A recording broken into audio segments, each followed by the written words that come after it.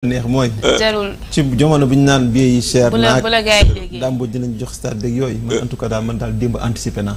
dem naa visite stade ba dugg fu ne daal def lu ma neex démb de bala ñu tëj stade. balaa ñoo tëj stade bi wax nga dëgg de moom démb daal dem naa yow gars yi ku leen traité de pauvre la ñuy bañ. na ñëpp dem daal ku mën a dem na ñëpp dem. amul pauvre beeg amul kii yee man yeeg. nañ bàyyi moo ne 1000 francs daay 1000 francs daay yomb neen pauvre di ñëpp stade. Fakka Saloum boobu moom wax dëgg yàlla moom premier sortie mu def penalty yi. daa juum. Abdoulaye juum nga de. daa juum de. juum nga. dama xam ne Seydou de Dakar à Diamniadio rek ñaata nga war a débourser pour fay ko. nga war a fay ticket loolu yëpp il faut que ñu koy sóoraale. nit ñi bëgg nañ dem bëgg nañ supporter mais aussi tamit la nga xamante ji mooy tax ñu def la ñu war def tamit dafay nekkul dañuy taaba rek pour am. dañuy taaba rek. yàlla baax na daal moo ñu gënal. joueurs yi nañ jënd ay ticket jox ko seen waa koñ ñu dem seetaan yi. comme Krépin Diatta def na ko Pape Thiaw aussi nee na dina ko def ñooñu loo déjà annoncé c'est que peut-être l'enfant de Bambali va faire pareil. comme ni làmb di def rek. mbër mu ne xanaa moo tey ñoom joueur bi dañ la war a jox tey. bloc dina jaay nga jënd sa waa koñ foofu la ñu war a dem ak ñoom bi. jar na ko ñuy jënd bloc yi. ñàkk ñu ko quand même. bu ngoog en tout cas c'est un match qu'on attend pour demain soir inchallah. Pour la qualif au mondial bien sûr y a waa Congo moom ñu ngi rêvé ndeysaan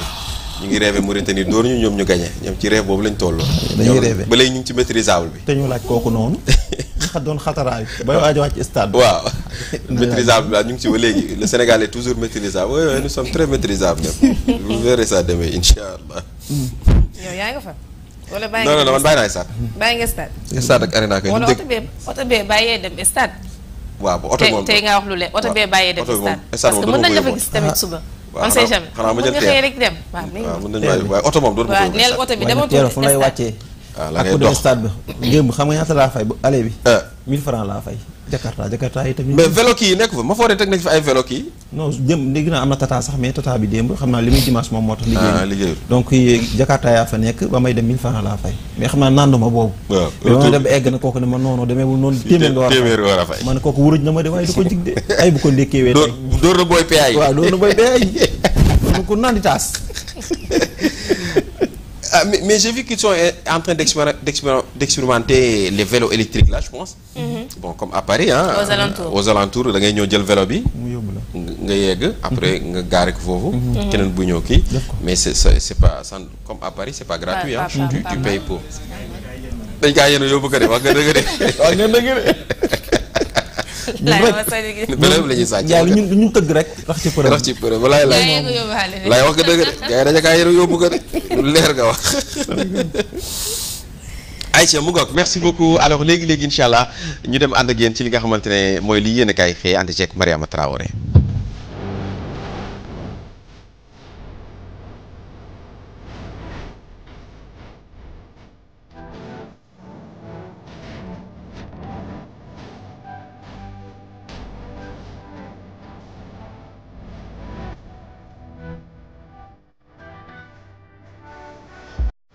mu ngoog li yéen a kaay xëy tey ci suba gi incha allah ñu ànd ceeg ñu tàmbali ceeg 2 minutes pour lire l'essentiel et Bougane qui lâche pas Bakel décidément comme sa bopp qui annonce une plainte. li mooy tibb tànk. kii du bàyyi Bakel ki grand comme il aime dire grand. man dama ko gëjoon gis sax. grand bàyyil Bakel. dafa raar. il aime bien dire grand bàyyil Bakel. xam naa mu ngi ci business yi temps yi. politique la jël teg na la. wax na dëgg de balaa nga politique nga am xaalis. wallaay ci la bokk xaalis ay politique de. mooy politique de. je t'assure. Alors Seydou 2 minutes pour l'essentiel comme ni nga ko annoncé avec à sa une ki nga xam ne nag moo di njiital gëm sa bopp moom nag Bougane Gueye Dany Seydou dafa annoncé ab plainte boo xam ne da koy def jëmale ko ci premier ministre ak également yenn ci ay jëwriñ li ñu ko waral nag bokk na ci 8 milliards de juróom-ñetti milliards yi nga xam ne xam nga ci inondation yee weesu état bi nag dafa waxoon ne dañ koy jàppale ñi nga xam ne ñoo di waa Bakel alors boobaak tey nag France xëddem walal nag ba moom Bougane Gueye Dany daal nee na loolee faw rek ñu topp ko ak ñi nga xam ne ñoo yëkkati woon boobeep décision wala sax kon daal di xamle woon bi lépp annonce muy le premier ministre ak kon yenn daal ci ay jëwriñ loolu bokk na ci li gën a fës loo xam ne 2 minutes pour l'essentiel également xëy na di ci daal di ñëw ñëwaat na également ci tere gi nga xam ne moom la ñu tere jëm ci wàllum jëfandiku téléphone yi ci biir école bi Moustapha Diagne moom nag jàpp na ni mesure boobee des nañu koy xoolaat ndax nag dafay bokk ci loo xam ne dafa ñeel nag wàllum kaaraange élèves yi kon nag jàpp na ni boobu lépp mesure daal foofu rek ñu xoolaat nees def gën mën ko daal di jooyanti. Wàllum tàggat yaram également lu jëm ci wàllu match Sénégal bi na la dox suñu digg ak nag Mauritanie, un match de la nation, pas des égaux. Kon nag ñu jàpp ne match boobee daal wàllum nation la rek moo ko tax a jóg, waaye nag lépp loo xamante ni ñeen la ay boddantey xeet ak kon ay mbir daal yoo xamante ni mënees nañ ko ci boole, ñu jàpp ne nag bokku ci. Et puis également toujours bu ñu desee ci 2 minutes pour l'essentiel wàllum koom ak notation financière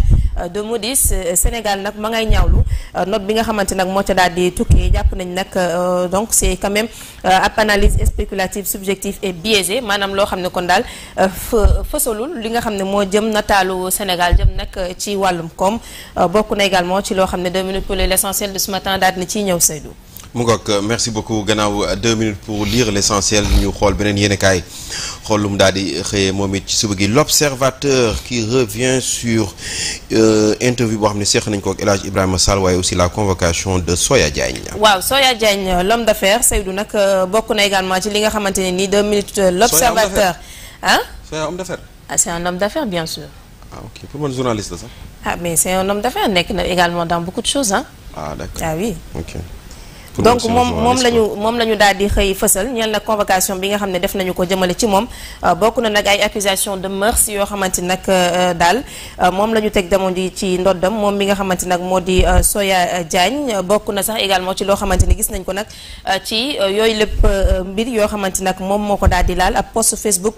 bu Soya Diagne jëm nag ci ab belle liane rwandaise, donc benn doomu rwandaise, ak it lu jëm nag ci wàllum passeport diplomatique ak it ay vidéo jëm nag ci TikTok loo xamante ni nag daal ñoom ñi nga xam ne nag ñoo di daal ñoo koy daal di topp kon fu mu nekk nag bokk na kon ci ay firnde daal yoo xamante ni nii moom lañ koy daal di toppee moom mi nga xam ne moo di Soya Diagne. Leneen itam mu jëm ci wàllu mandat d'arrêt d'inculpation ci benn ci ay doom bu Madiambal Diagne. Moom nag Madiambal Diagne ñi nga xam ne ñoo koy daal di layel ses avocats jàpp nañu sax ña ngay ñaawlu lu jëm nag ci procédure bu xam ne nag moo jëm ci Madiambal Diagne, waaye yemuñu ci ndax nag la ñuy sàkk mooy ko ñu daal di teggi loxo benn ci doomam boo xamante ni sax jàpp nañu dossier bi ci dossier bi nag turam daanaka nekku ci te jamono ji nag dañ ko teg loxo. Gis ngeen ne sax également ci leneen également loo xamante ñoom dikk na ci ñoom avocat yu Madiambal Diagne mooy ko ñu daal di fexe neenal mandat d'arrêt international bi nga xamante ni kon teg nañu ko daal ci ki nga xam ne moo di journaliste bi di Madiambal Diagne. Waxtaan bu yaatu aussi boo xamante ni nos confrères du journal l'Observateur sekk nañ ko ak El Hadj Ibrahima Sall. Moom El Hadj Ibrahima Sall nag ancien ministre la daal dinay jàngat wala sax dikk ci lu baax a baax ci lu jëm nag ci wàllum note souveraine bi nga xam ne nag def nañu ko jëm ci Sénégal, wàllum fragilité de la gouvernance, wàllum finance publique, état de droit ba ci également lu jëm ci wàllum stabilité politique. Loolu lépp nag xëy na du koy daal di jàngat ci xët yéeglekaay bi la de l'Observateur. Et puis toujours également ak l'Observateur les avocats de Farba Ngom mi nga xam ne nag également ñoom ñi ngay ñaaw lu jëm ci ay dérives judiciaires ndax jàpp nañ nag anam ba ñu jàppee ki nga xam ne nag moo di Farba Ngom dañoo caxat-caxatee lu jëm ci ak yellefam te it li nga xam ne moom la ñu ko jàppee ba ak tey daanaka nag enquête bi amul lenn loo xamante nag fësal na ko, dañu ko teg loxo ba pare di dem wëri li nga xamante nag moo di firnde yi. Bokk na nag ci ab procédure boo xamante ni ñoom ñaawlu nañ ko bu baax a baax ñoom avocat yi nga xam ni ñooy layal kilib di Farba Ngom. Gannaaw l'Observateur mën nañ dem xool beneen xët yéglekaay. Observateur maa ngi ci gis accident bu metti bi amoon week-end bi Malika. Vraiment oui. Il faut que ñu bàyyiwaat xel bu baax a baax les camions là c'est accident en fait dee bu metti la ñaari xale yi daal di dee. waaw metti trop. te kenn gi sax d'ailleurs dama ko xam. oh oui. xam naa kenn ki parce que moom agent Sonaged la. dafa daan nekk foofu noonu aux alentours. donc accident bu métti la comme li nga wax. waaw parce que démb au niveau de Malika ba ñu ko gisee sax déjà embouteillage bi. mais on n'imaginait pas que yëf yi toll na foofu. après nag la ñuy gis voilà c'était quand même horrible. donc muy lu métti wax dëgg yàlla di leen ñaanal yàlla xaare leen àjjana. il faut qu'on soit encore plus vigilant en matière de sécurité avec ces camions là. c'est voilà. te xam nga foofu aussi dafay bëri camion. parce que yaa mbëbës bi nekkee à côté donc souvent également da ngay gis bu génn beneen day dugg. voilà surveillance bi aussi dafay mel ni dafay xaw a manqué. la nuit aussi donc yooyu yëpp dafay baax tamit ñu ciy veiller parce que gis nañ tamit ci tali bi oto yi dañuy njëkkanteeg deux roues yi. xam nga ñoom aussi ñu njëkkanteeg oto yi. c'est compliqué nañ ci veiller bu baax a baax. nañ ci veiller bu baax merci beaucoup. di leen masaw bu baax a baax mu ngoog gannaaw l'Observateur ñu jàll ci beneen yéenekaay xool lu mu daal di xëyee man instant yi xaw ma yan yéenekaay nga am sincèrement affaire yi je pense que Marème Atou Diakhaté la ce matin je sais même pas parce que peut-être qu'elle s'est réveillée du. da ko mélangé parce que man. ok waaw ñu dem ci tribune bi nga xam ne xëy na ba léegi rek scandale à 8 milliards ca Bakel. waaw moom la tribune daal di xëy Seydou ak kon li nga xam ne moom la njiital gëm sa bopp daal di wax ne nag du ko dina ko def jëmale ci wàllum état bu fu ne bokk na nag ci njiitu jëwriñ Ousmane Sonko ak yenn kon ci ay ministre ngir ko ñu daal di wax daal ana dige boobee nga xam ne toll na ci 8 milliards bi nga xam ne waxoon nañ dinañ ko jox yenn ci ay askan ame woon nag ay jafe-jafe ñeel wàllum inondation yi daaw ana nag lan moo ci daal di am ndax itam nag moom mu ne du ko daal di seetaan dina ko dem clamer fi nga xamante nag moo di ca kanamal yoon loolu mooy kàddu yi nga xamante ni moom Bougane Gueye Dany daal dina koy yëkkati ci xët yëglekaay bi di la tribune de ce matin wàllum comme également ba tey xët yëglekaay bi di kat ne ci la situation se complique Moody's mi nga xam ne nag dafa daal di wàccee notu Sénégal mu mel ni également la ñuy jàngat nag ci ay njeexital bëri na lool jëm nag ci boobu lépp note waaye nag gis ngeen ñi nga xamante ni ñoo fare ci état bi bokk na ci jawriñ bi njëkk wàllu finance ak budget ñoom nag ñaawlu nañ bu baax a baax li nga xam ne moo tukkee ci note bu bàyyeeko ci Moody's jëm nag ci wàllum situation économique bu Sénégal ay kaddu njiital assemblée nationale di El Malick Ndiaye également ngeen koy seen ci xët yëglekaay bi les 2 minutes pour la tribune de ce matin moom nag wax na jëm ci wàllum FMI la mu xam ne nag mooy que ni ñoom nag bu fekkee ni FMI ñëw na du leen tere dem bu ñu ñëwee également mu nes nañu daal di ànd ak ñoom li ko waral nag bokk na kon ci FMI bi nga xam ne ba tey ma nga yéexantal ngir xool nag ana ban tànk lay teg nag ngir mën a ànd nag ak état bu Sénégal loolu gis ngeen ko noonu xët yëglekaay bi ñëw na ci et puis toujours dans l'affaire lu daal di soxol ki nga xamante nag moo di Aliou Sall ak nag jabaram ñoom nag tey la ñuy xam ana fan la war nañ di mujjee ki gëtam bokk na nag la ñu déposé woon sur la table toll ci 240 millions de francs CFA ab caution ngir kon may leen rek wàllum liberté provisoire daanaka tey la ñuy daal di xam ndax dañ leen di bàyyi am déet wala sax dañ leen ni dañuy des ci li nga xam ne nag moo di ci kaso bi et puis journal bi aussi di ñu xibaar ni Sénégal moom jot na mobiliser lu toll ci 450 milliards de francs CFA ci marché financier régional bi. mu ngoog gannaaw yéenekaay bi nga xamante ne mooy la tribune ñu jàll ci beneen yéenekaay xool lu mu daal di xëy moom it ce matin Sud Quotidien bi nga xamante ne daal dinay xëyee li nga xamante ne mooy vraiment ni ngeen jaxasee journaux yi yéen ak may jaxase. Non mais c'est vrai buñ ko agencé bàyyi leen ko noonu waaye le tout puissant oui. Sud Quotidien crise des partis politiques au Sénégal. waaw ci dafa xëy nag Seydou daal ci def ab jàngat la toute puissante du leader en question ñeel nag wàllum parti yi ak kon gis ngeen bu fekkee ne nag dañ leen fal kon nañuy melee ni nag kuy fàtte lu jëm nag daal ci seen wàllub doxalin ndax sax dafay mel ni ñoom daanaka dañuy toogaayu roi mu xam nag parti wala sax ki nga xam ne souvent mooy jiite nag ab parti boobee ñu jàpp nag li ni mel yàgg na kon ci Sénégal ndax sax ab crise des partis politiques du Sénégal fii ci Sénégal noonu sax nag la ñu ko daal di duppee kon jàngat lu yaatu la goo xamante ni nag suñu ay naataango xëy nañu daal di koy def ci xët yëglekaay bi di Sud Quotidien de ce matin wàllum fièvre de la vallée du Rift ñi nga xamal ni nag ñetta daal di ñàkk seen bakkan daanaka lim ba yokk na jàppale ni toll na ci fukk ak juróom-ñeent ci ñoo xamante nag ñoo ca daal di ñàkk seen bakkan téeméer ñeent fukk ak juróom-ñaar ñoo xamante nag fu mu ne nii ñoo amee nag infection bi maanaam ay cas confirmés bu ñu sukkandikoo rek ba tey ci xabaar yi bàyyeekoo ci ministère de la santé ak lu jëm ci wàllum action sociale et puis Sénégal moom levé na lu toll ci 450 milliards de francs CFA ci marché financier régional boobee itam yem ak jamono joo xamante nag waa Moody's ñi ngi def nag ab note daal boo xam ne état bu Sénégal wedd na ko jëm nag ci wàllum dégradation daal boo xamante ne nii wàcc na lool jëm ci wàllum souveraineté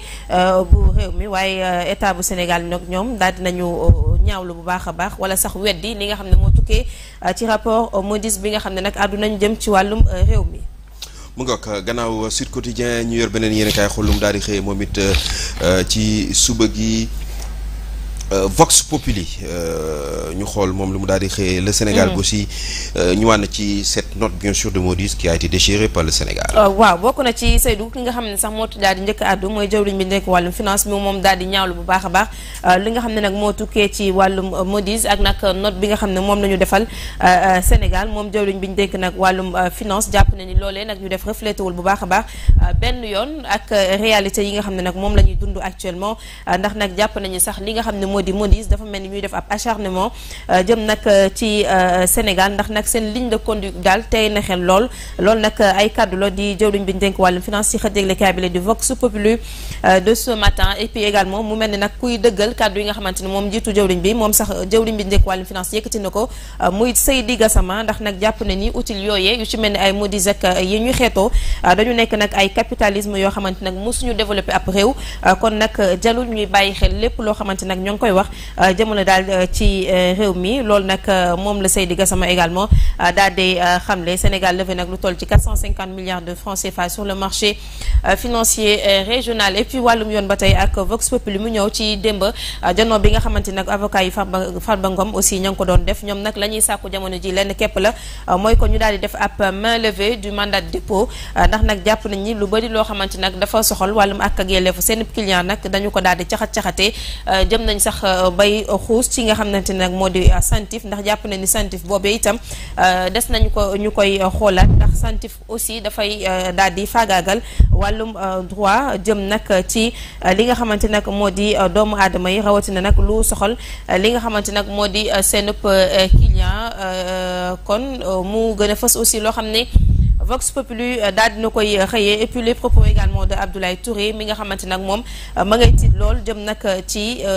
donc crainte bien sûr pour sa vie ndax jàpp ne nag bëri na ci ay menaces yoo xamante nag ma ngi koy jot ci téléphone am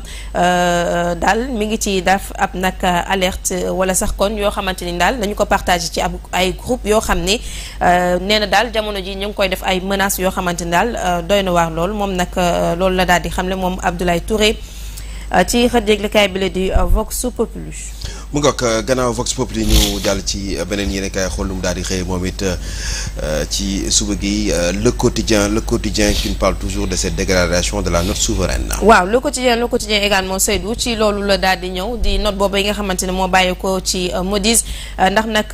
Vox le quotidien également da cee daal di ñëwaat bokk na ci également les propos du ministre Cheikh Diba qui parle d'initiative hasardeuse fondée sur des justifications partielles parce que jàpp ne ni nag daal loolu nga xam ne Moody's daal def nañu ko ñoom nag ànduñu ci tey te it reflétul li nga xamante nag moo di réalité réew mi bokk na ci également ki nga xam ne moo yor kàddu gouvernement bi moom aussi daal di ñaawlu ab acharnement boo xam ne moom la ñuy def jëmale ci réew mi loolu nag mooy li nga xam ne le quotidien gis ngeen ko noonu xëy na daal di ci dikki. Et puis également ci beneen ponk mu jëm ci wàllum transparence budgétaire waa APR di Alliance pour la République ñoom nag la ñu bëgg jamono ji également mooy ko état bu Sénégal daal di indi lépp loo xam ne ay firnde la jëm nag ci ab dette cachée bi nga xamante nag ñu ngi koy daal di wax tey nag ñu jiiñ leen ko ñoom nag sàkku nañu ci diir benn ay bés daal état bu Sénégal daal di leen jox lépp daal loo xam ne ab preuve la ngir ñoom ñu mun caa daal di teg seen loxo. Appel public à l'État affiche 450 milliards de francs CFA. Et puis toujours ci xët yëglekaay bi également avec maître Doudou Ndoye mi nga xam ne dikkaan na ba tey ci mbiru Farba Ngom moom nag jàpp na ni la procédure n'a pas été respectée ndax it nag lu jëm ci wàllum ak yelleef seen client daal ba tey jii dañu ko daal di caxat-caxatee 9 mois en détention ba tey nag amul lenn loo xam ne ñeen la ab audition bu ñu def jëmale ci seen client gannaaw le quotidien ñu xool beneen xët yëglekaay buy ñëw Souleymane. mu nga gannaaw le quotidien ñu jàll ci yéenekaay bi nga xamante ne mooy l'enquête qui nous parle bien sûr de la digitalisation de la commande publique. waaw ci l'enquête la ñuy daal di dem Seydou l'enquête voilà ci xëtam mu njëkk na nga ko waxee ci la nag daal di ñëw 3000 milliards de francs CFA en jeu ñeel nag wàllum digitalisation de la commande publique kon nag bokk na ci ay réformes daal yoo xamante ne nii bu ñu sukkandikoo ci ki nga xamante nag moo di daal kon waa ARCOM fas yéene nañ ci daal di liggéey ndax jàpp nañu nag loolee dina révolutionner wala sax indi beneen taarix bu yees ñeel nag wàllu marché public yi ak nag anam ba ñu koy daal di defee tey ci loolee sax kon ñeneen ñi nga xam ne ñoo ci nar a gën a concerné wu jëm nag ci wàllum marché public yi ak nañu koy daal di joxee ci wàllum digitalisation boobee bokk na ci waa AGEROUTE Senelec SONES ak nag li nga xam ne nag moo di port autonome bu Dakar kàddu yooyu nag moom nañu daal di xëy di fasal ndax jàpp nañu sax li ni mel buñ ci daal di demee dinañ mën a économiser lu toll ci 300 milliards de francs CFA at bu ne te loolu aussi dina nekk nag loo xamante ni nag Sénégal dina ci daal di gis boppam bu baax a baax kon nag xët déglekaay bi di l'enquête également gis ngeen ko ci loolu la daal di ñëw et puis yéen a ngi seen ki nga xamante ni moo di Aliou Sall rek ci ki fi nekkoon njiital réew moom Aliou Sall nag daanaka journal bi dafa ñëw ci les curiosités jëm ci mbir mi nga xam ne nag moom la ñu koy daal di toppee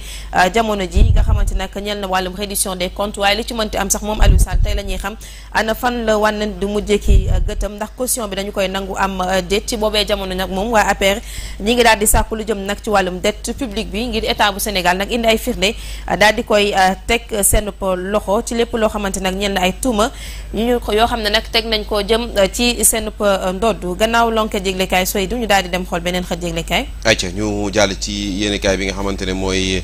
source A. source A daal dinay xëy li nga xamante ne mooy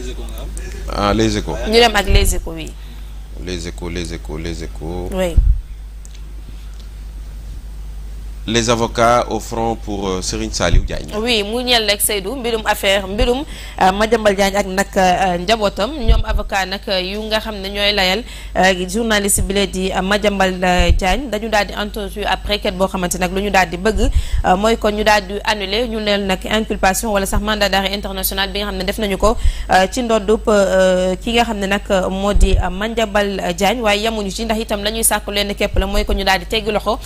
doomam di Serigne Saliou Diagne ndax Serigne Saliou Diagne moomee nag jàpp nañ ni amul benn rapport boo xamante nag daf ko daal di tudd wala sax ab mbir kon boo xam ne jàpp nañ ni dañ koy daal di toppee jamono ji ba tax na nag également ñu sàkku nag ñu daal di koy teggi loxo ci nu mu gën a gaawee yeneen kàddu également mooy yu bàyyeekoo ci avocat yu Farba Ngom nekk également ci xët yéeglekaay bi la di les échos ñoom nag dañoo daal di ñaawlu lépp loo xamante ni ñel na nag ab procédure te ñu daal di koy biaisé jëm nag ci mbirub Farba Ngom boomee ndax jàpp nañ nag juróom-ñeenti weer boobaak tey ba ñu ko daal di tegee loxo ba tey nag moom Farba Ngom dégluñu ko ci mbir mi nga xamante nag moom lañu koy daal di toppee amul benn audition également boo xamante nag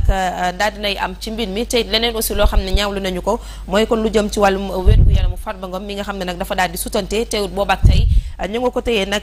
ci kaso bi kon nag loolu bokk na ci entre autres loo xamante ni nag ñoom avocat yi démb ñaawlu nañ ko ba fu ñaawlu yem ci daal seen client nga xam ne nag jàpp nañu sax yoon daf ko war a daal di teggi loxo mu daal di ñibbi këram ci nu mu gën a gaawee. mu ngoog gannaaw les échos ñu jàll ci beneen yéenekaay xool lu mu daal di xëyee yor qui revient toujours sur cette note bien sûr de Moody's. waaw yor également Seydou ci loolu la daal di ñëw mooy li ñu doon waxtaanee sànq di note boobee nag bàyyee ko ci Moody's ak nag la ñu wax jëm ci réew Sénégal jëm nag wàllum koom ñu ne nag naam ñoom dañoo daal di dégradé notu Sénégal te it FMI aussi mi ngi daal di yoot ndànk-ndànk teewul Sénégal nag moom daal dinay amaat démb lu toll ci 450 milliards de francs CFA ci marché régional bi kon nag gis ngeen ba tey nag ñu daal di dikk kon ci kàddu yi nga xamante ni moo bàyyeekoo ci gouvernement bi ak kon ñaawlu lu tukkee ci rapport Moody's boobee nga xam ne nag dafa daal di wàccee bu baax a baax notub Sénégal ci at bile yeneenub kàddu également mooy yu bàyyikoo ci ki nga xamante nag moo di Dame Mbodj mu mel ni fédération sénégalaise de football ak nag SOJUP ñoom nag mujj nañu am nag ab xaatimu déggoo jëm rek ci coow loolu nga xamante nag juboon na seen biir surtout lu jëm ci wàllum qualification mondiale atum 2026 alors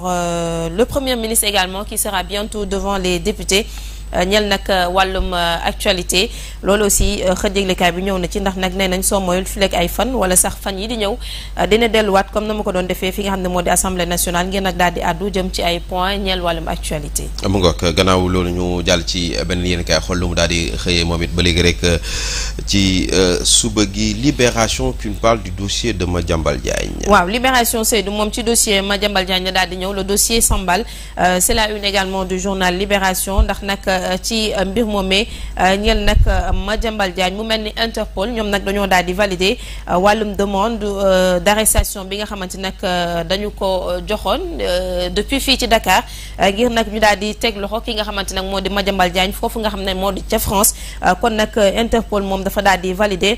li ni mel waaye ci validation boobee waral ba également avocat yu Madiambal Diagne moom sàkku ci chambre d'accusation financière bi ngir kon mu daal di dakkal wala sax neenal mandat d'arrêt international boobee nga xam ne def nañu ko jëmale ci Madiambal Diagne ak it lu jëm ci wàllum teg ko loxo ak it wàllum rapatriement loolee lépp kon ñu daal di koy neenal ñoom nag loolu la ñu daal di bëgg jamono ji et puis dikk nañ aussi ci wàllum notice rouge boobee nga xam ne nag moo bàyyeekoo ci ki nga xam ne nag moo di juge bi ñeel nag lu jëm ci wàllum arrestation ak rapatriement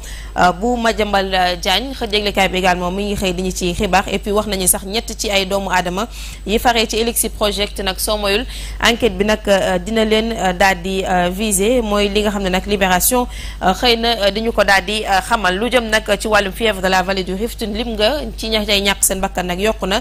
toll na ci fukk ak juróom-ñeent kon ñoo xam ne mujj nañ ci daal di ñàkk seen bakkan bu ñu sukkandikoo ci jawriñ bi nekk wàllum santé ak wàllum action sociale et puis pendant ce temps également le Sénégal lève plus de 450 milliards de francs CFA ñeel nag 3e appel public à l'épargne pour l'année 2025 Seydou donc c'est la une du journal La Libération de ce matin. On va terminer avec du sport avec le journal Record mi nga xamante ne rek daal nañu ci match Sénégal Mauritanie ce sera demain à 19h fële ci diwaanu Diamniadio des Lions engagés et prêts à rugir Jacob Seydou sans pépin physique donc la tanière affiche désormais au complet avec l'arrivée bien sûr d'Ismaël Jacob. Hier, bien sûr, en conférence, Chérif Ndiaye, donc, qui dit gagner, quitte à mourir. Un derby reste un derby, selon Crépin Diatta. Les Lions sont aussi qui battent, bien sûr, le Maroc. C'est les U17. Franc qui succède à Modulo pour son sacre donc, de meilleur lutteur de la saison. C'était les Lutte Awards ce week-end, organisé par Lutte TV, qu'on nous félicite, am na solo. am na solo seen dîner de gala bi. daa bëri woon jaabante. waaw am na place waa jaabante bee bëri rek mais nga xam ne affaire mbër la nag. kenn mu leen ko ñuy jaabante mel ni waa kër Moussa Alé Mbaye ñuy doog a ñëw ci gàmm. ni ñaan deret day tàng xam nga deret day tàng tout le temps. sew ay bëri na jaabante loolu mel non xam nga quand tu fais de la télé. c'est yow détails yooyu nga gis aussi xam nga nitu télé yooyu lay gis. quand tu fais quand y a un direct. boo tijjee large. léegi loo tuddee jaabante. non ñi ñoo doon def New York bi kii jóg dem kii jaar nii nga gis ko ñëw traversé caméra bi. mais mën nañu ko nangul nag mën nañu ko nangul xam nga ñoom tout le temps seen activité noonu lay demee Seydou ay jaabante dama dikk jàmm sante diw xam nga jaabante baaxu xam nga tamit tëkkante waaye la en même temps donc yooyu yëpp dañ leen koy baalal mais am na solo. yow ba pare code yooyu yaa ko xam ay code yooyu yow la sonal. ñoo ko respecté waaye ñoo seen yoon bu ñu def direct wala jàll ci kanam caméra yooyu. En tout cas, c'était magnifique quand même d'encourager, je pense qu'il s'appelle Buzz, Lutte TV, ñoom ñoo ko organisé, mais di féliciter ñoom Franc, ñoom Site qui était là-bas, ou qui Fadam Tou moo jël meilleur chroniqueur. Ah Fadama, waaw moo ko jël donc il y avait Lambolok, les deux autres je les connais pas, mais Lambolok moom je connais. Donc il y a aussi Bébé Gouy je pense moo jël meilleur espoir. waaw moo ko jël waaw moo ko jël. et voilà. il y a eu top 10 des meilleurs lutteurs aussi ñoom Eumeu Sène ak ñoom Modou ñoom Balla Gaye ak ñooñu ñëpp def nañ ko ci. Baye Ndiaye qui prend meilleur promoteur. waaw yeeyoo na ko moom. yeeyoo na ko saison bi ñu weesu saison bi macha allah. et puis Pape Alé Niang qui a fait un bon discours là-bas quand même il a encouragé Lutte TV. que ñu gën a góorgóorlu ci liñ nekk ñu focus ci bu leen kenn génne ci liñ nekk. qu'il reste dans la lutte et qu'il se concentre sur ça. et puis que voilà qu'il soit même en quelque sorte. képp koo xam ne soxla na làmb dara ci làmb ci ñoom la war a dem. donc mu nekk seen identité. et je pense que c'était un bon discours quand même encouragé na leen bu baax a baax. en tant que directeur général de la RTS et puis mu ñëw aussi jëmmal guddi gi. taaral bés bi daal taaral na ko. Talla Sylla tamit ñoo na fa ay taasoom. Talla Sylla ba muy taasoom. Talla moom wax dëgg yàlla yooyu moom wax dëgg yàlla miis nañ ko ci moom. maanaam di fent ay way yoo xamante ne te contexte bu ne nag. Talla ak way moom cay fenn. waaw on se rappelle avec Abdoulaye Wade. góor gi ñoom war xaw ma ak yeneen. Merci beaucoup Mariama pour bien sûr la revue des titres de ce matin. On va commenter l'actualité rapidement bien sûr avec cette note de Moody's donc qui est revue à la baisse pour le Sénégal. Alors moi ma question quand j'ai vu ça hier je me suis dit que est-ce que Macky Sall n'a pas eu raison quand il disait dans son dernier entretien bi passé mu ngi ko ci wax mu ne l'Afrique doit avoir sa propre kii nu dafa war am agence de notation boo xam ne c'est pour l'Afrique et par l'Afrique et pour les Africains mu ne waruñu bàyyi européens yi ñu ñuy noter nu mu leen neexee rek voilà selon seeni humeur selon seeni kii est-ce que Macky Sall n'a pas raison quand même. waaw déjà xam nga man Seydou. je pense que. wàllum koom moom bëriwuma lu ma ci wax parce que koom moom je pense dañ koy bàyyi que c'est la seule filière boo xam ne pour man ñi nga xam ne ñoo ko maîtriser ñoo ci war a addu mais ci sama xam-xam bu baax ci sama xam-xam bu gàtt ci li ma gis ci kii bi li ma gis en tout cas ci rapport bi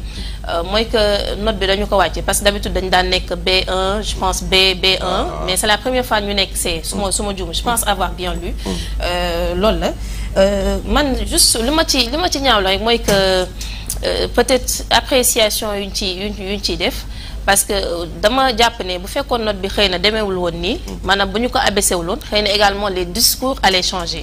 kon xam nga dinañ toll di féliciter état bu Sénégal pour progrès yi nga xamante ni def na ko et loolu également dañu ko tàmbalee di mise donc à chaque fois ñu gis ne li ñuy def nekkul à notre avantage rek da ngay gis déjà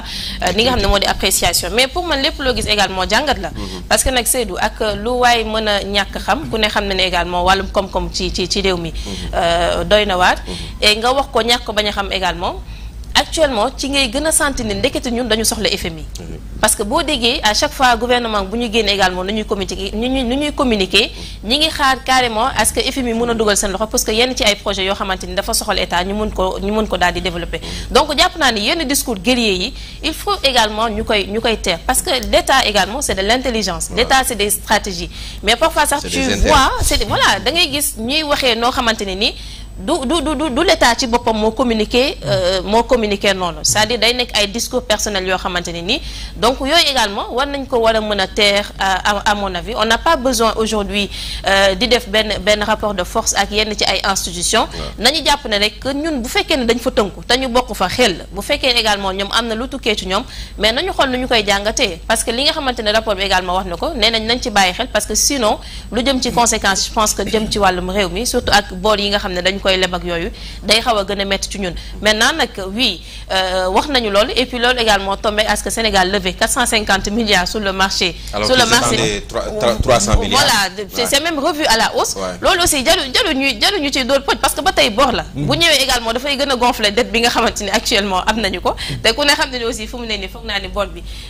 métti na lool mais daal Seydou ce que je voudrais dire par là daal mooy que état bi aussi nañu xoolaat bu baax a baax lu jëm ci wàllum communication on n'a pas besoin vraiment di def rapport de force wala vraiment des discours guerriers comme naan ñii bu ñu fi nekkul ñun dinañ demal suñu bopp et comme également pour rejoindre li nga xamante ne El Malick Ndiaye wax na ko mais Sénégal ñun amuñu culture liggéey gis nga am na ci loo xam ne bu ñu ko fi nekkee di bàqu ba rey suñu bopp dinañ xam ne nekkatu ñun maanaam on n'est pas assez dépendant pour di tenir yenn discours yi Sénégal moo toll foofu on a une jeunesse boo xamante ni tey ji miinaguñu lool mais da ngay dem ci administration xoolal administration yi mais liggéey amu fa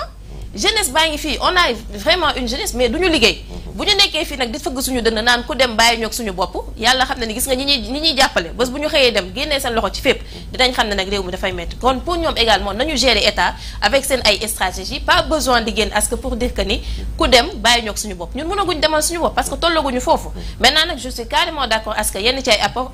accord ñu war ko xoolaat parce que itam nit ki ngay liggéey ak moom ça veut pas dire que tu vas te tuer maanaam di lay sa bopp économiquement déedéet mais da ngeen di négocier kenn ku ne xool 50-50 bu fekkee mën na nekk parce que da may liggéeyal man également ma lay liggéey donc jar na ñu xoolaat également les rapports ñu xoolaat également les contrats mais yenn ci ay discours pour jàpp ne Sénégal taxaw na taxawaay boppam boo xam ne mën na demal boppam kooku c'est archi faux tollaguñu foofu. Mais aussi Mariam c'est pas la première fois aussi qu'on critique les notes de Moody's dans le monde hein c'est pas même en Europe ils sont critiqués hein. Si mais mën nañ ko critiquer mais ce que je dis mooy par exemple xam nga man déjà. On se souvient de la Grèce tout ce qui s'est passé là-bas. On se souvient de ça. En fait mais Seydou xam nga li ma bëgg a wax mooy que ni bu fekkoon tey ji note bi demeewul woon nii maanaam mu demoon à l'avantage de l'État du Sénégal. da ngay gis également kenn du wax. Effectivement appréciation yi dafay varier donc nañu xool justement c'est-à-dire mën nga ko critiquer mais d'une autre manière comprendre nga mais quand à génn également di dem carrément di dénoncer li nga xamante ni moo di institution bi alors que ñun foofu la ñu yàgg nekk donc c'est je sais pas mais c'est à revoir quand même. mais aussi li Macky Sall wax aussi jotul ñu def ko ñu am suñu propre agence de notation en Afrique. mais Seydou pas une agence de notation mais ñun Afrique déjà war nañu mën a toll ci dayo boo xamante ne lu bari war nañ ko mën a amal suñu bopp. mais malheureusement on n'a pas besoin de ça. mais malheureusement on est toujours là. on est toujours là. est-ce que tey on est prêt à ce que tey Afrique mën a joxante loxo pour lépp loo xam ne daf ñu soxal ñun. ñu mën ko liggéeyal suñu bopp mais si tel était le cas mais dinañu doon gënal parce que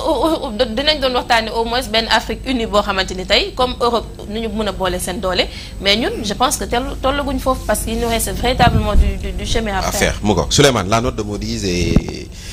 les appréciations donc de part et d'autre. Alors man li ma ci gis Seydou Nourou je pense que c'est pas la première fois lii di Modiz di noter le Sénégal par rapport ak li nga xamante ni moo jëm ci performance financière yi et je pense que tey jii débat bi war woon nekk ci critiquer ki nga xamante ni moom moo di institution boobu wala sax peut-être organe boobu nga xamante ni tey liy taxawaay moo di xool di noter pays boo xamante amaana li jëm ci wàll bi économie peut-être dafa baax wala peut-être dafa gàllagoosi ngir mu defarwaat bu mën a tegu ci yoon bi nga xamante peut-être moom mooy tax ëllëg bu ñuy noter ñu noter ko notation bu baax ndax je me dis que tey yii ñuy noter seen nu dafay nekk ay mbir yoo xam bien vrai que dañ koy soofantal mais dafay nekk loo xam ne les investisseurs ci loolu la ñuy xool pour mën a ñëw investir seen xaalis ci réew ndax les investisseurs du ñu investir ci réew moo xamante amaana c'est pas amul li nga xamante ni lu ñu mën a peut-être amaat retour d'investissement la wala peut-être du ñu nekk ci réew moo xam peut-être amul stabilité wala du ñu nekk ci réew moo xamante peut-être li nga xamante ni moo di na may doxee méngoowul ak peut-être li nga xamante ni tey ji foofu la ñu war dugg suñu xaalis ba ñu tey ñoom ñu war cee mën a gis seen bopp donc je pense que man tey fu ñu waroon gën a accentuer analyse bi wala peut-être xool tey naka la ñu mën a xoolee ba li nga xamante ni moom la Modiz wax mooy fexe ba tey li mu moom appesantiru li nga xamante ji moom la jël comme motif ne lii moo tax ma jël note bi jox ko le Sénégal yaakaar na motif bi c'est économique et que ñu wax ko ñu bañ ko wax ku ne xam ne le Sénégal moo ngi traversé ay moments yu difficile ci jëm si wàllu économie et je pense que loolu même le président wax na ko ñeneen ak ñeneen wax na ko donc day pour man foofu la ñu waroon accentuer suñu analyse xool ba xam tey ji fi nga xam ne tey ji moom foofu la ñu pointé du doigt ñu jël loolu nag travail ci nga xam ëllëg ci biir buy noté mu jox ñu notation bu baax a baax boo xam ne tey ji Sénégal fu mu mënta ne investisseurs yi dañu ko ñëw wuy si su ko defee suñu koom-koom mën a yox mais pas peut-être di jeter le discrédit ci li nga xamante ni moo jëm ci organe boobu ndax peut-être jox nañu loo xam peut-être c'est pas à notre avantage et ma jàpp ni comme ni nga ko waxee Seydou aussi tamit yaa ngi naan peut-être le président Macky Sall est-ce que am raison par rapport ak li nga xam moom la waxoon peut-être raison peut-être il n'a pas raison Mariam am na loo xam ne wax na ko bu yàgg ndax les États-Unis d'Afrique ñaata yoon lañ ko fex ñaata yoon lañ ko plaider Seydou Nourou est-ce que gis nga mu am donc les Africains am na ci ñoo xamante ni ñoom ba peut-être union bi arrangé wu leen am ci ñoo xamante ni peut-être union bi arrangé na mais tey comment faire pay pour ñu ñëpp ñu retourner autour de l'essentiel ba tey ji yu bëree bëri yoo xamante ni dañuy dépendre ci extérieur au moins ñu mën ko amal suñu je pense que foofu aussi nekk na loo xamante ni wax dëgg yàlla lu am solo la et je pense que war nañ ci taxaw déjà présent alors concernant notre pays nag Seydou Nourou comme ni ko Mariama waxee rek liggéey instant bi moo ñu war ndax tey moment bi nga xamante ni tey li nga xamante ni moo jëm ci wàllub note bi ñëw na au moment Sénégal moo ngi emprunté li nga xam ne moo di 450 milliards ci jëm ci marché régional bi tey peut-être mënoon nañ xalaat mu dem feneen FMI ak feneen donc ça veut dire que ba léegi suñu problème ak FMI nekk na problème boo xamante ni Seydou Nourou moom moo ngi des et je pense que vouloir dire que bëgguñu FMI yaakaar naa ñàkk xam weesuwu loolu ndax comme ni ko Mariama waxee am na ci ñoo xamante ne ay discours de vent-à-guerre la ñuy wax mais est-ce que tey discours boobu ñuy wax ak discours bu président di wax benn la yaakaar naa nekkul benn ndax tey ji FMI loo ko wax ku ne xam ne ni kétisu FMI loolu assurance la ndax tey investisseur bu ne da nga bëgg tey assurance pour ci réew bala nga cee dugg saxaat et je pense que cutis boobu nga xamante FMI moom la joxe loolu assurance dina tax réew investisseurs yu bëree bëri ñëw dugg saxaat donc je pense que il est temps aujourd'hui tey ñu xool comment faire aujourd'hui pour ñun suñu diggante ak FMI mu doon loo xam ne Seydou Nourou lu jaarale doo su ko defee li nga xamante moom la ñu war a bénéficier ci FMI ñu bénéficier wu ci loolu ndax bien vrai que réew bu ne warul dépendre ci FMI pour développer mais aussi FMI dafa nekk loo xamante appareil boo xam ne Seydou Nourou réew mu ne soxla nga ko tey jii pour aujourd'hui financer le développement de ton pays. mais est-ce que aussi le Sénégal a perdu la confiance des investisseurs si on voit que ne fii Sénégal il y a eu 13 000 milliards d'engagement hier il y a aussi 450 milliards est-ce qu'on a perdu la confiance des investisseurs selon comme ni Souleymane di wax par rapport à FMI qui se porte garant donc de toutes ces choses-là. waaw mais c'est du yooyu. avant kii nga wax de ay kii nga wax de. ay engagements yu ñu annoncé mais c'est toujours des engagements. mais ay engagements même 450 milliards yi démb yi. mais ay engagements. engagement mënuñ ko rompre à tout moment. waaw mais c'est comme ça que ça se passe. c'est toujours des engagements. non seulement mën nañ ko rompre à tout moment. mais aussi yan genre de projet la. yan genre de projet la ak aujourd'hui est-ce que tey ci fi nga xam ne fa la ñu war a mën a dugal seen loxo parce que itam bul jàpp ne par exemple dañu ñëw rek xëy na voilà dinañ investir fii dans le secteur des industries nangam ak nangam mais ci ban branche également à travers ces investissements là fu ñu koy dugal. ah mais c'est des investissements c'est des branches qui ont été comment dirais-je bien posé sur la table pour que ñoom ñu mën ci jël engagement. Ils n'ont pas pris des engagements à l'aveugle quand même. waaw loolu xam nga tey seen jël engagement à l'aveugle. xam nga tey dañuy xaar loo xamante ni toll na ci 13 211 milliards la ñu wax. te yooyu yëpp ñu ngi koy jaar ci ay engagement yoo xamante ni am nañu ko def te engagement yi comme ni ko Mariama wax des fois il arrive peut-être li nga xamante ni moom la ñuy xaar wala nañu bëggee mu mel du demee noonu. donc moo tax nekk loo xam ne dañ ci war a sukkandiku à 100% tey naka la ñu war a mën a def mooy fexe ba li nga xamante ni moom la ñu naan économie endogène est-ce que tey pour am loolu nekk na ci réew mi. et je pense que loolu aussi nekk na loo xam war na ci mën a waxtaan seen nduur ndax quoi qu'on puisse dire le secteur BRT ku ne xam ne ni dafa daal di nemmeelu leneen ak leneen dafa daal di nem leneen ak leneen dafa daal di nemmeelu donc tey mënoo wax ni économie endogène ba pare alors que yow li tax tey économie endogène mën a am bi nekk fi donc je pense que loolu nekk na loo xam ne seen nduur il faudra impérativement que ñu appesantir loolu moo tax man j'ai salué un peu propos yi nga xamante ni moom le président Bassirou Diomaye Diakhar Faye wax keroog ba ñu def forum Invest in Sénégal moom moo di déjà am partenariat stratégie yoo xamante ni Sénégal da ciy gis boppam ba pare mais aussi amplifier li nga xamante moo di le secteur privé je pense que foofu noonu il faudra impérativement ñu def ci bu baax a baax ndax tamit réew mi ne da nga war am say champion et je pense que ñu champion ñooñu ndax ñooñu moo ñu mën a permettre tey jii fu état waroon def dara peut-être matew ko ñooñu mën faa wut état donc je pense que loolu tamit war nañ ci mën a kii bàyyi xel bu baax a baax mais quoi qu'on puisse dire seen tamit il faut savoir aussi que ñun nekk nañ ci difficulté on a besoin de sortir de cette situation pour non seulement ñu engage suñu développement et je pense que foofu la ñu war a orienter réflexion foofu la ñu orienter li nga xamante moo des analyses d'accord mu ngoog merci beaucoup institution yooyu moom ñaar rek moo ci am ak discours bu ñu fi mën a tini soit da ngay ànd ak ñoom wala nga bañ a ànd ak ñoom lii moo fi am amul ay gens da ngay dem dox à demi mesure mënul nekk soit da ngay ànd ak ñoom soit voilà ànd ak ñoom aussi simple que ça maintenant nag bëgg a nekk ci état tey nga tenir discours bi suba nga tenir beneen discours par rapport à ces institutions là mais bu fekkee demee noonu mais génn leen c'est aussi simple. C'est aussi simple que ça. Mougok, merci beaucoup. On était en train de parler bien sûr de cette note de Moody's qui a été revue bien sûr à la baisse pour le Sénégal. Il est 10h passé exactement de 25 minutes fii ci Malika TV dañuy dem ànd ak yéen seetaan publicité après bu ñu ñëwee léegi incha allah ànd ak Souleymane ci li nga xamante ne mooy proximité c'est parti.